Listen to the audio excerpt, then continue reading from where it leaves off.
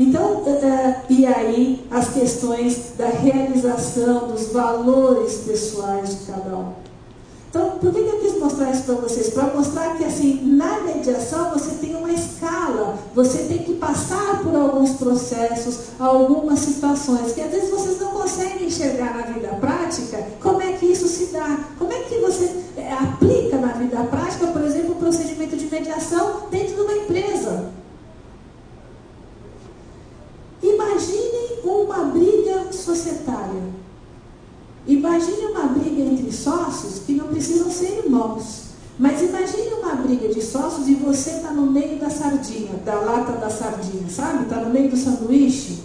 De um lado você tem um diretor operacional, que é o irmão mais velho. Do outro lado você tem um diretor financeiro, que é o irmão mais novo e que tem ideias totalmente diferentes do irmão operacional, né? Mas quem toca o dia a dia é o irmão operacional. Ou então não é o financeiro, é o comercial, que é pior ainda. Aí você tem um irmão, o diretor comercial, que nunca está na empresa. Está sempre gazeteando. Está sempre passeando. Mas é ele que traz os negócios, né? Ele que traz as vendas, ele que traz os contratos. Mas o cara está sempre gazeteando. Andando de lanche, imagina aqui em Salvador, essa praia maravilhosa, comendo camarão, né? Todo final de semana, final do dia, chopinho, a cerveja, olhando o mar, sai de barco com o cliente.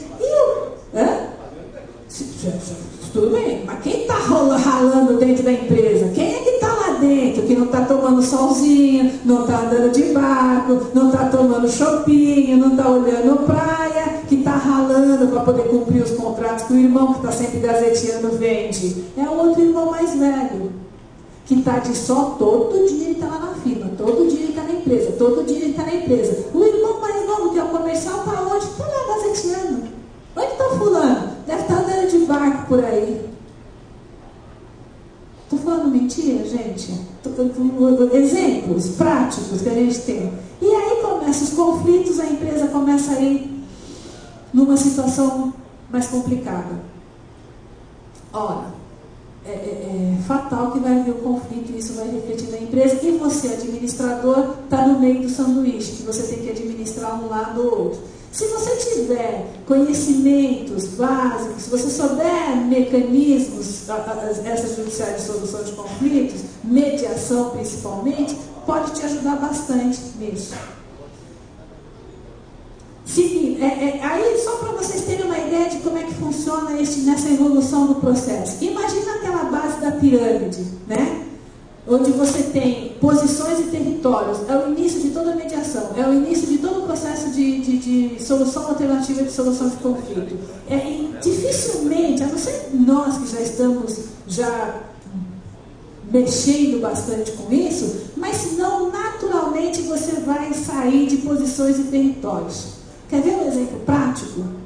Imagine um casal, casado 20 anos. Eu dou sempre esse exemplo que é batata. Todo mundo vai entender. Um casal, casado há 20 anos, construíram junto um patrimônio, construíram junto uma vida, e aí tem 2 filhos, e ele se separa, e o casal se separa, porque ele se apaixonou por uma menina 20 anos mais nova. Tudo bem? Não? Ivete, ela se apaixonou por alguém, mas por quê? Não estou entendendo. Por quê? Mas tá bom, vai, já está namorando, então tá bom, vai. Mas ela se apaixona, melhor ainda, ela se apaixona então por um cara 20 anos mais novo, sabe? 2 metros de altura, bíceps, músculo, né? Aquela coisa. Um Reinaldo Gianecchini. E ele já de cabelo branco, sua barriguinha de cerveja, né? Os músculos já não são tão firmes como o do Gianecchini, né? E ela quer se separar. 2 filhos, adolescentes, e um patrimônio razoável. Qual vai ser a reação dele? O que ele vai falar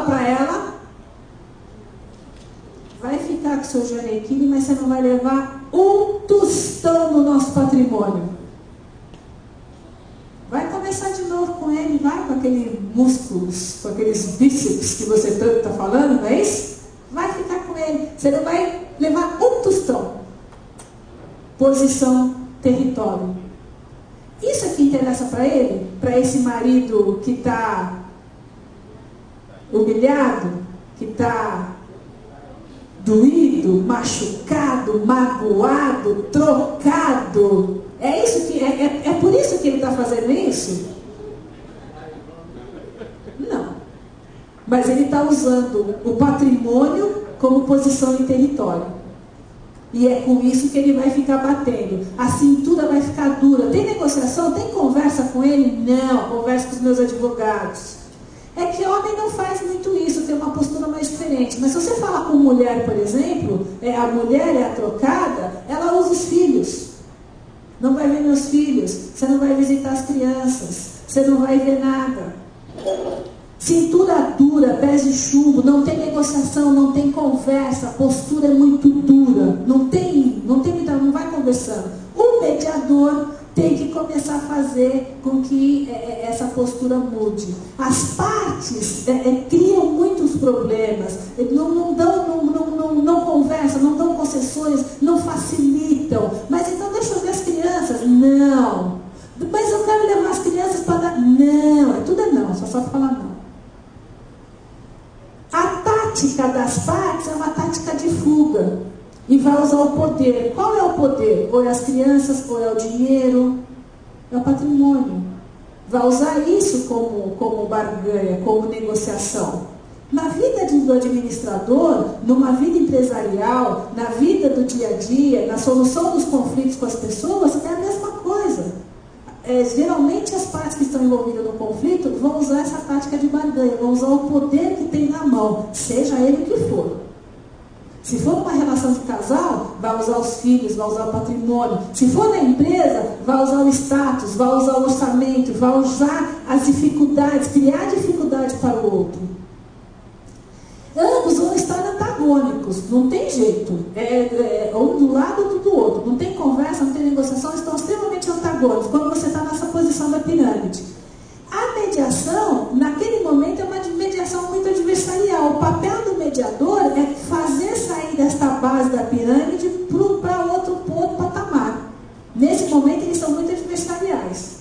Não se escutam, não se entendem. Um fala A, o outro entende B, um fala C, o outro entende Z. O papel do mediador é tentar colocar os pontos em comum, é entender que o A é A, B é B, e que às vezes o A está falando, um está falando A e o outro está entendendo o B, mas está falando A do mesmo jeito. O mediador nesse processo é para ajustar as partes, ajustar o que está se falando, o que está vendo em comum. No processo, numa empresa, por exemplo, como consultor, muito administrador é consultor, às vezes o consultor se depara com isso.